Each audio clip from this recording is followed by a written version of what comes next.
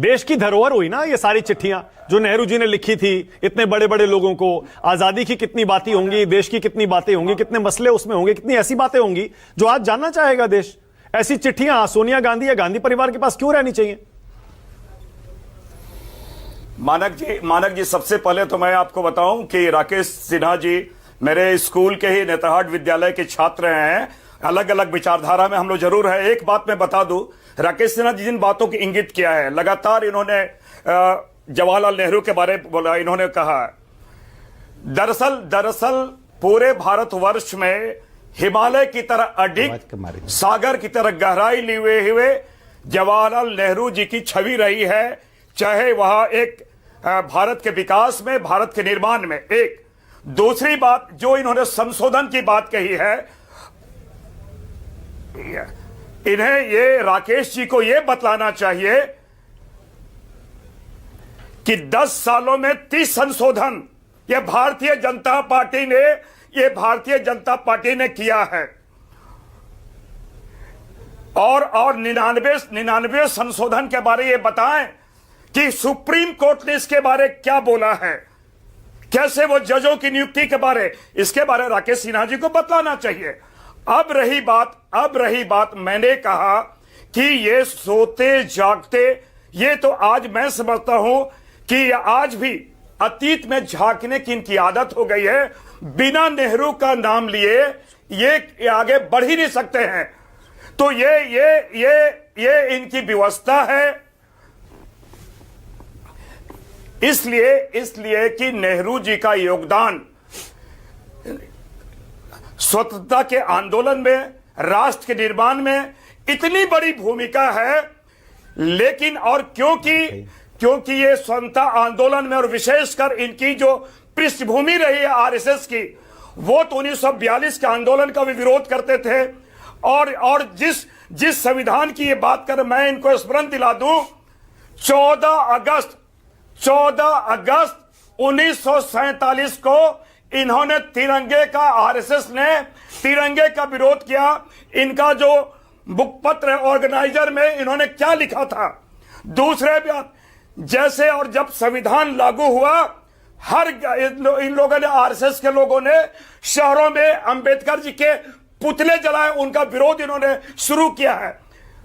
और 2000 में आरएसएस ने क्या बोला है, के सुदर्शन जी ने क्या कहा है, मोहन भागवत जी ने क्या कहा है संविधान के बारे, तो इनका कोई नैतिक आधार नहीं है संविधान के बारे बात करने का।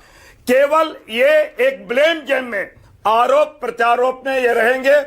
और हम लोगों ने ये अपेक्षा किया था, इस अमृत काल के नाम पे जिस प्रकार संवैधानिक संस्थानों का हनन किया जा रहा है, झारखंड से जहां से मैं आता हूं, झारखंड में जिस प्रकार सत्ता का दुरुपयोग किया गया है, ईडी का दुरुपयोग किया गया है, ये सीबीआई का दुरुपयोग किया है, ये जग जाहिर है। ये एक, जिसे कहा जाए, ये संवैधानिक संस्थानों का दुरुपयोग करके ये संविधान की रक्षा कर रहे हैं, ये संविधान के बारे में बात कर रहे हैं।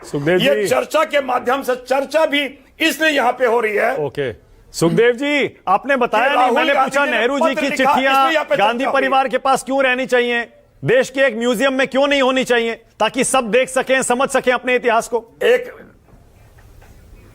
निश्चित रूप से कोई भी जो हमारी ऐतिहासिक विरासत है, लेकिन मैं राकेश सिन्हा जी की बात में सुन रहा था, जिस प्रकार उन्हें शब्दों का, जो राजनीतिक स्तर की मैं बात कर रहा हूं कि एडविन जी के साथ वो टूरिस्ट स्पॉट गए, फलाने गए, इनकी मंशा राष्ट्र के विकास में उनका क्या योगदान है, इसके बारे कम, वो व्यक्तिगत आक्षेप में ज्यादा है। इसलिए मैं समझता हूं कि बहुत ऐसी सारी चीजें होती है जिनकी ओर इंगित करना चाहते हैं।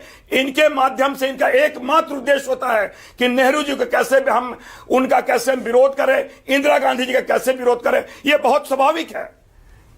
ओके, राकेश जी कुछ कहना चाह रहे हैं जवाब में? राकेश जी बोलिए, स्तर को क्यों इतना गिरा रहे हैं, निजी संबंधों पर आ गए?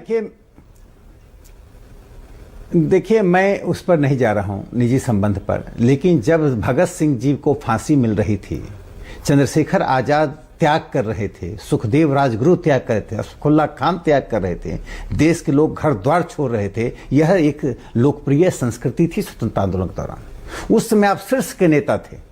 आपका व्यक्तिगत जीवन कुछ नहीं है, आपके सार्वजनिक जीवन पर तौला जाएगा।